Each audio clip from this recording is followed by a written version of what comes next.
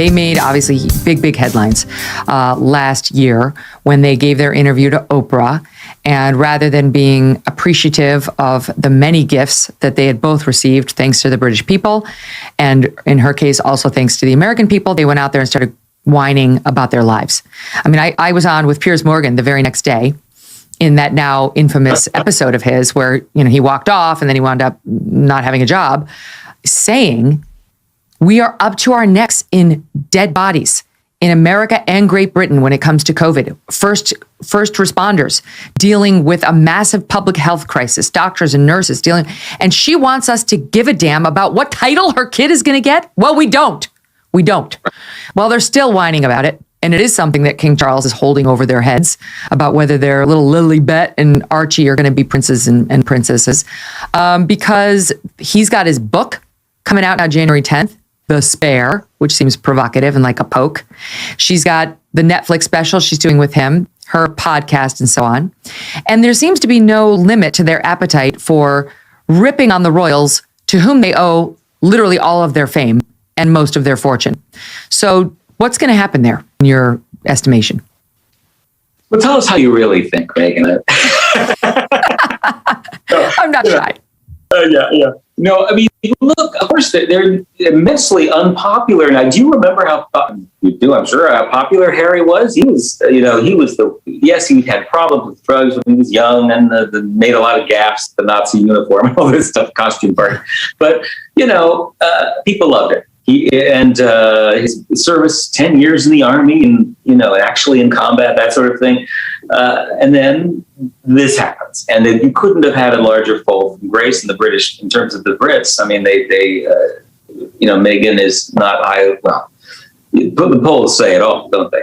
Yeah, she's got like a less than 22% approval rating over there. Right. And I think, Camilla, it's a little better right now, but she'll sink down into that territory back to that area. But it's kind of astounding, and I guess it's just one of those things that I always was taken by the fact that from the get-go, Meghan Markle said that she knew nothing about Harry being a prince, knew nothing about the family. Well, she, like every other young woman of that age, they were all in love with it. He knew all. There were pictures of her at the gates of Buckingham Palace when she was a teenager. One of the reasons this story continues to dominate headlines years later is that it represents much more than a disagreement within a famous family. It became a global conversation about trust, perception, and the power of public narratives. When members of the royal family speak, or choose not to speak, their words often carry consequences far beyond the palace walls. What's especially fascinating is how quickly the debate shifted from personal grievances to questions about the monarchy itself. Supporters of Harry and Meghan viewed their interviews as an opportunity to tell a story they believed had gone unheard.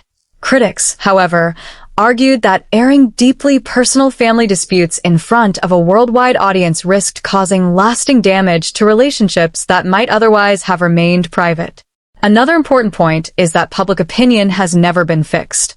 Polling in both the United Kingdom and the United States has fluctuated over time, often changing after major interviews, documentaries, books, or royal events. That reminds us that perception is constantly shaped not only by facts, but also by timing, media coverage, and the way each side presents its story. As this discussion unfolds, one question remains at the heart of the controversy. Was the world witnessing a genuine misunderstanding that spiraled out of control? Or did it expose a much deeper divide within one of the world's most closely watched families? The next part explores the moment that transformed a private family conversation into an international controversy. For my age, it was JFK Jr. For her age, it was Prince Harry. Let's get real. There's always that eligible bachelor, and the Kennedys back when I was growing up were the closest thing we had to American royalty, even though we don't like royalty here. And so she was a liar. I mean, that's really what we're both saying. She lied about it. She lied, and my producer was pointing out in her latest podcast, she's talking about her guest mentions Harry, and Meghan replies, "Oh, my husband, he's great," talking about helping her get the kids ready in the morning. And my producer Kelly says, Is it just me, or is it so annoying how she always refers to him as my husband? It's not just you, Kelly. It is all of us. My husband. We get it. You bagged the gorilla. Congratulations. You got the big bear. You want us to know. We know. Right. Okay. So anyway, let's go back to the Harry and Meghan interview with Oprah. Okay, where instead of being grateful for the many gifts that they've received, they decided to make a thing out of the royal family being racist, and in particular said as follows. It's SOT 16. In those months when I was pregnant, all around this same time, so we have in tandem the conversation of he won't be given security, he's not going to be given a title, and also concerns and conversations about how dark his skin might be when he's born. What? And who is having that conversation with you? What? so, There is a conversation. Hold up. there's Stop several right now. there's several conversations. There's a about conversation with you it with Harry. about how dark your baby is going to be? Potentially, and what that would mean or look like. Ooh. And you're not going to tell me who had the conversation? I think that would be very damaging to them. Which is the entire point. That was acting. Stand by. I'm going to get you to weigh in on this, but I want to show where Harry weighed in on it shortly thereafter. That conversation, I'm never going to share. But at the time it was awkward. I was a bit shocked. Can you tell us what the question was? No, I'm not comfortable sharing that. The section you're about to hear centers on one of the most discussed moments in modern royal history, the allegation that conversations took place about the possible skin tone of Harry and Meghan's future child. That single claim sparked worldwide debate, dominated international headlines, and generated countless interpretations across television, newspapers, and social media. The interview transcript presented in this video revisits that moment and includes Christopher Anderson's perspective on how he believes those conversations were understood.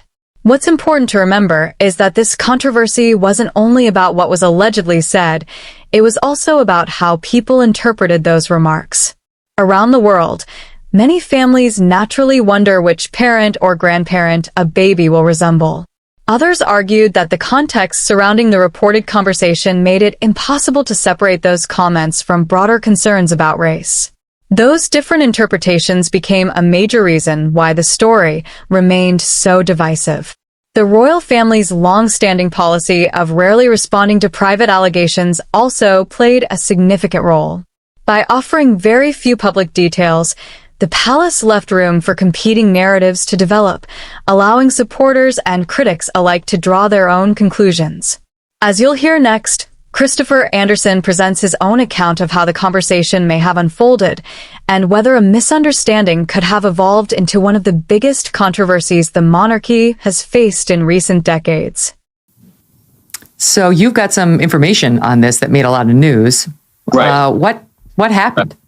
Well, I mean, it was an innocent comment. I've written about this before, made by, and this was at the very beginning of it.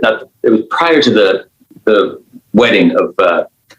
It was during when their engagement was about to be announced. It was not during the pregnancy, and it was not surrounding a discussion of titles or security about any baby.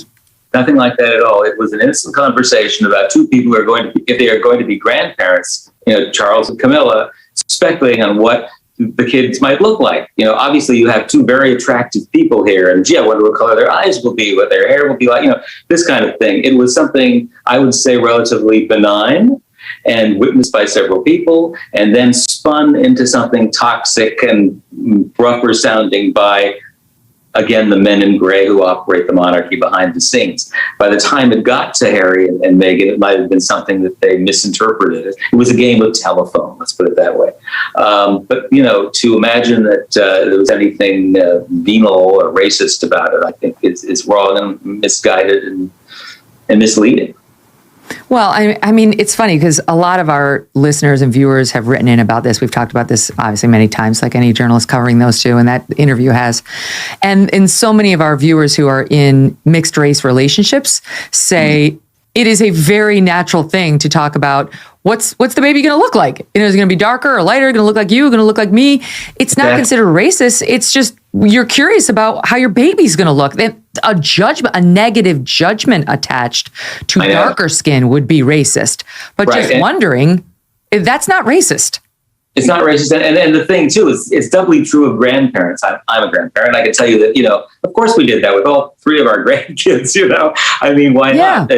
It's fun to speculate on things like that, and it doesn't show any disrespect or any hints of racism or anything of the sort. And to jump to that conclusion based on that, I would find, to be, in my view, pretty irresponsible.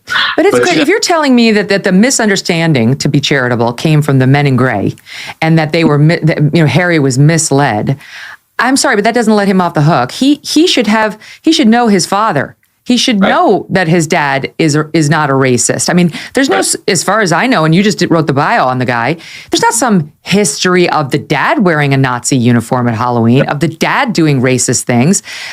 Why would Harry...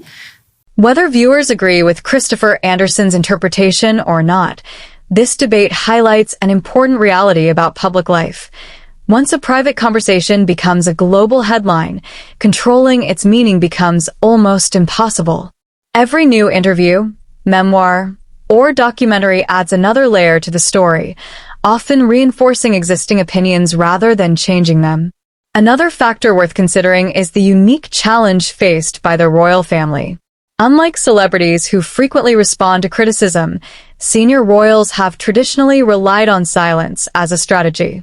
That approach can preserve dignity, but it can also leave unanswered questions that others are eager to fill with their own interpretations. For Prince Harry, the controversy has also become deeply personal. His relationship with the monarchy is no longer judged solely by his past role as a working royal, but by the choices he has made since stepping away. Whether those choices strengthened his credibility or widened the divide remains a matter of public debate. And that brings us to the final chapter of the story, what these years of public disagreements have ultimately meant for King Charles, Prince Harry, and the future of the royal family as they continue to navigate one of the most closely watched family conflicts in the world.